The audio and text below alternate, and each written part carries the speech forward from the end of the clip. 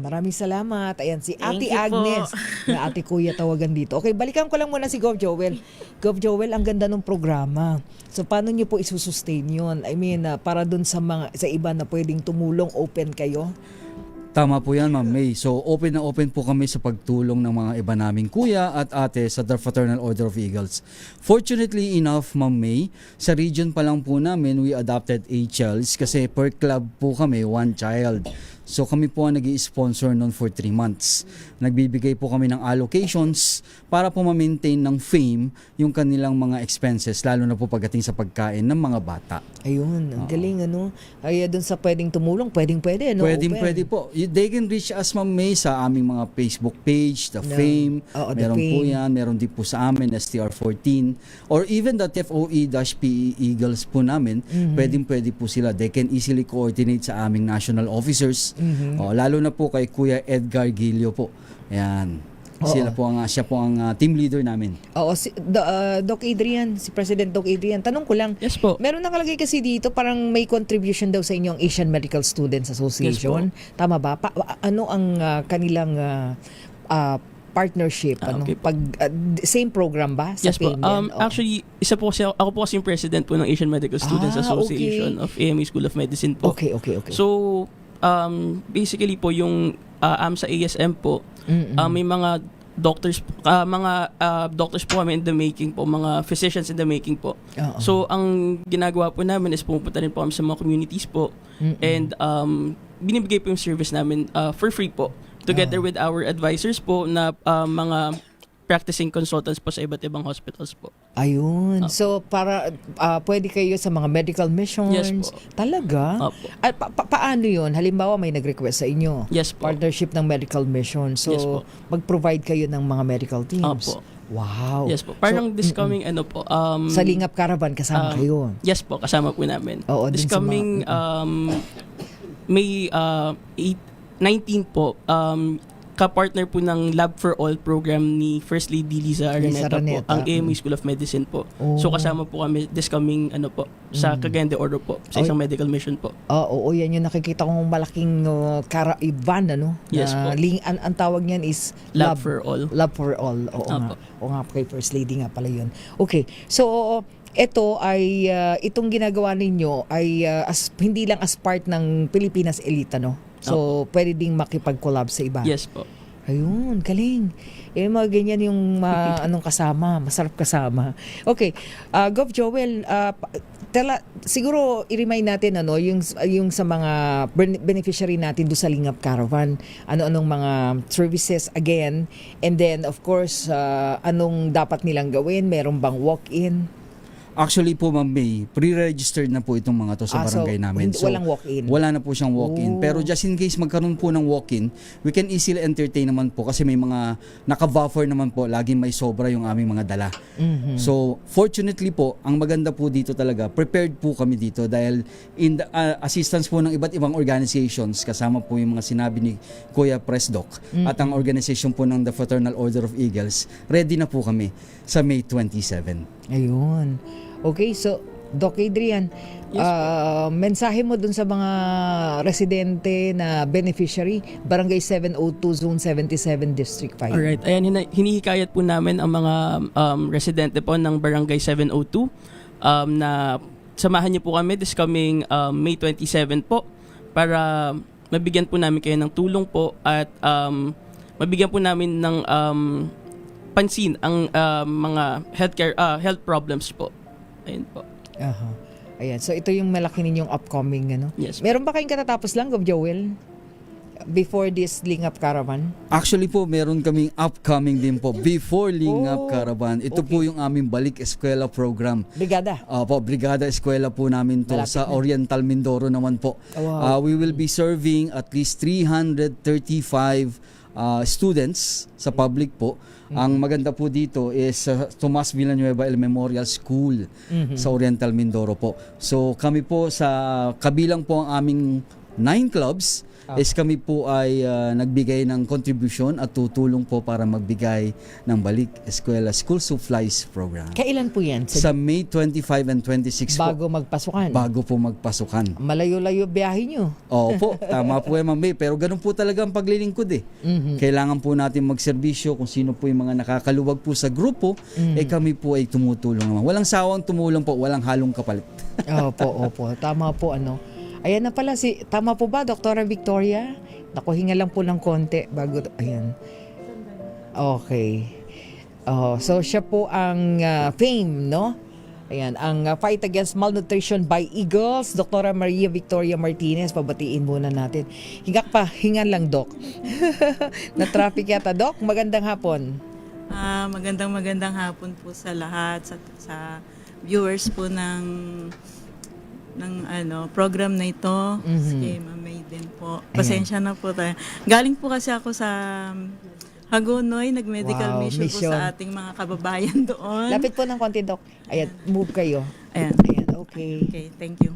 Ayan, oo. Servisyo po tayo doon sa mga senior citizen din, mga bata, mga namigay ng libreng gamot. Opo. Ayan, marami naman pong mga mga nagpunta, mahigit 100 din po yung ating naservisyohan doon. Wow, galing. Congrats po. Ayan, kanina nabanggit na po yung FAME. Siguro ay tatanong ko sa inyo, Doktora, doon sa mga nakaraan na naging na nabiyayaan, mga beneficiary po nitong FAME. Kumusta po yung mga bata? Yung mga Gaano bata karami? bukod doon sa pagpapakain ng mga tamang pagkain, mga nutritious food, tinuruan din kasi namin sila yung mga tamang hygiene. Kasi especially yung hinawakan namin personal sa club ko, payatas yun. So ang mga bata doon, hindi sila sanay ng mga ganong mga, kaya namimigay din kami ng hindi lang pagkain, Mga mga personal. dental kit, yung mga sabon, ganyan. Opo. Tapos may nag-i-invite din po kami ng mga pwedeng mag-demo kung paano yung tamang pagtututbrush ng ngipin, pagpapaligo, mga ganun po. Hindi lang po sa pagkain. Kasi yung health po natin, hindi lang naman sa food. Pagkain. Kailangan yung kalinisan din po ng, So, kasama din sa ng katawan natin. advocacy yun Opo, ng FAME. kasama din po. Oo. So ito po Physical, isa mental, ito po isa emotional. ng advocacy sa inyo, no? Yes po. Kayo po ay doctor of Actually, mix po kasi ako sa medical tsaka sa naturopath. Pero mas Naturopath. pinapractice ko po yung naturopath kasi doon po kasi gumaling yung anak ko sa leukemia niya. Wow. Hindi po Miracle. siya, hindi ko siya pinakemo, although hindi ko sinabi sa doktor niya. Tapos, totally doon siya naging okay. Opo. Kasi tayo naman meron tayong dito sa Pilipinas, free will, kung gusto nating ipakimo or hindi kagaya Opo. sa ibang bansa na idedemanda ka ng doktor Opo, kapag opo. hindi mo pinagawa. So total sabi nga po natin FAME ito, no, fight against malnutrition sa mga nanay na nakikinig at nanonood sa atin ngayon, Doc. Ano ba ang pwede nilang gawin? Dahil alam natin yung hirap ng buhay, hirap ng buhay, masupply yung mga talagang basic, lalo na yung mga healthy foods. Mga simple lang na tips bago tayo matapos, ano pong pwede nyo pong ma-share sa kanila? Anong pwedeng gawin sa loob ng bahay para healthy yung kanilang mga anak? Lalong-lalo na ngayon, ang mga bata pa lang, murang edad, may mga sakit na po. Ang unang-una po nilang gawin, especially mga magulang, sa nakikita ko po kasi ngayon, wala silang tiyaga. Napakainin ng bata sa tamang oras, ibang nanay busy sa social media, sa ibang bagay. Yung parang pag sinabi ng bata na ayaw, hindi na pinipilit. Yung kaya nung meron kasi kaming mga insidente na na mga bata na sinusubuan pa namin kasi ayaw nila yung food, pero pinipilit namin na maubos.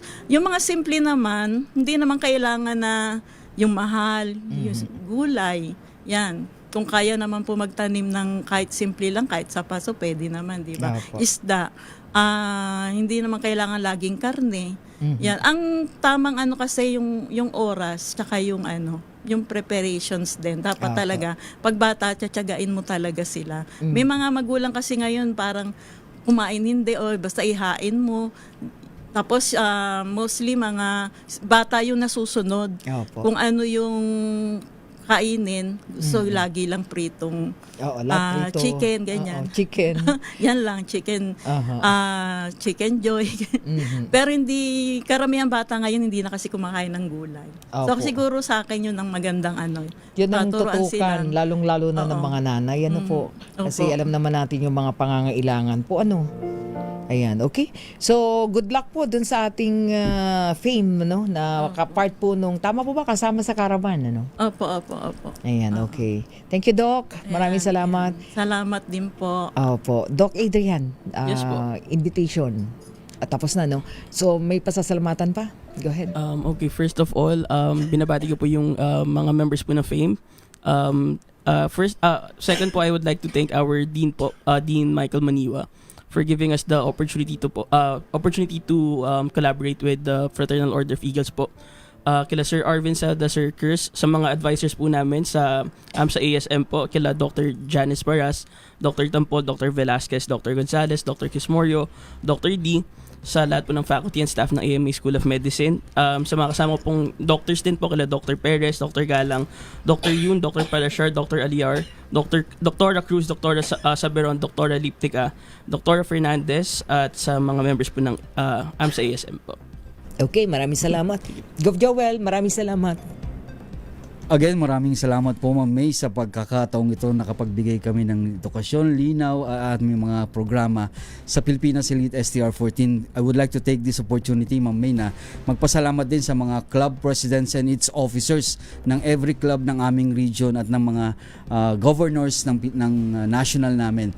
So sa susunod po namin, I hope na magsama-sama uli kami, walang halong politika, walang pagtulong lamang sa kapwa. Maraming salamat po uli, Ma'am. Okay, maraming salamat. Gov Joel John Santos, Pilipinas Elite STR-14. First, Dr. Adrian Cummings, ang President ng Pilipinas Elite South Junior Eagles. And of course, Dr. Maria Victoria Martinez and Ma'am Agnes. Thank you so much. Salamat. Babalik po tayo oras natin. Meron na lamang tayong 5 minuto at 4:00 na ng hapon.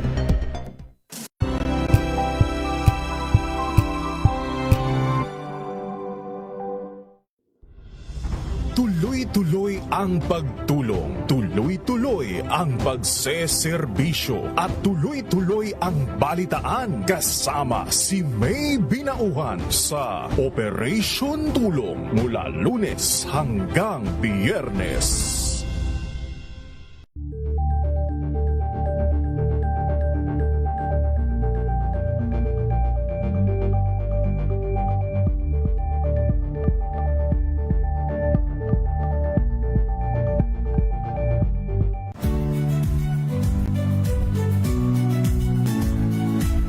Magandang araw mga kaibigan. Ito po ang inyong balerina ng bayan, si Lisa Makuhay Lizalde, na nag-aanyaya sa inyong samahan kami at ang aming mga espesyal na panauhin para sa kalahating oras ng masayang kwentuhan sa aming programang Art to Art, kung saan ang usapang sining at kultura ay para sa lahat. Huwag kaliligtaan, tuwing linggo, 3:30 ng hapon, dito lamang sa DZRH Radio, DZRH TV, at via online streaming.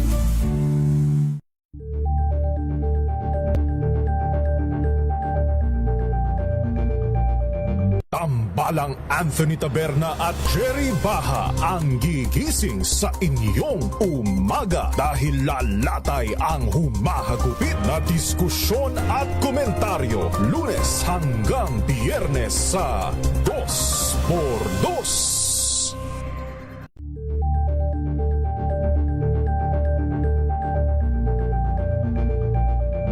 Alamin ang mga maiinit na isyung pambayan, mga balitang kailangan mong malaman, usapin sa pamahalaan, politika, ekonomiya at kabuhayan. Ito ang mga dapat mong malaman, pakialaman at pag-uusapan dahil kayo ang tinig ng mamamayan dito sa Damdaming Bayan. Live sa DZRH Radio, DZRH TV at DZRH Digital. Kasama sinalakay Deo Macalma at Elaine Apit. Araw-araw, Lunes hanggang Biyernes. Damdaming Bayan.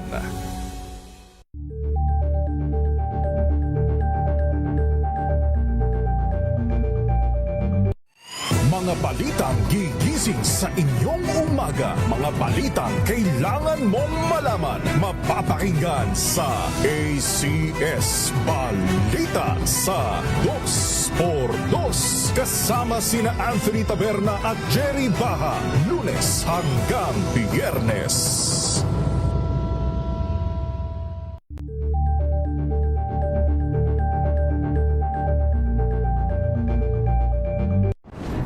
Kung good vibes ang hanap mo, dito ka na sa Sigurado! Mula sa mga istoryang nagbibigay ng inspirasyon hanggang sa mga kwentong may dalang solusyon. Mga balitang pampagaan, pakiramdam at pampaganda ng araw. Hindi lang ba sa good news, kundi the better news. Mula Lunes hanggang Biyernes, 1:00 ng tanghali sa DZRH TV.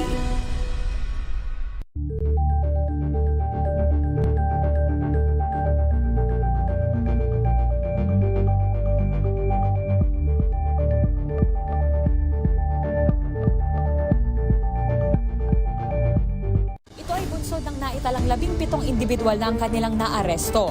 Ng Metro Manila Development Authority o MMDA ang No Contact Apprehension Policy o NCAP sa Metro Manila. Sa ilang mga dokumento ay peke. Hindi rin legal ang employment na ipinangako sa kanila. Sa mata ng batas, mananagot ang sangkot at may sala. Dahil sa bawat paglabag, may karampatang parusa. Alamin ang mga pananagutan sa likod ng mga bawal. Dito sa Hoy! Bawal Yan! Tuwing Sabado, 11:30 ng umaga. Dito lang sa DZRH TV.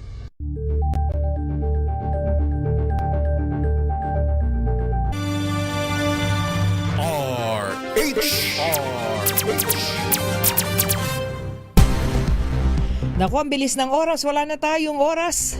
Oras natin, ganap na po 4:00 ng hapon. Pansamantala po tayo magpapaalam. Susunod na po Mayor Lacaideo Macalma at Miss Thea Petro Corpus sa programang DZRH Break Time. Muli ako po si May Binauhan para pa rin sa DZRH, una sa Pilipinas, una sa Pilipino. This time check is brought to you by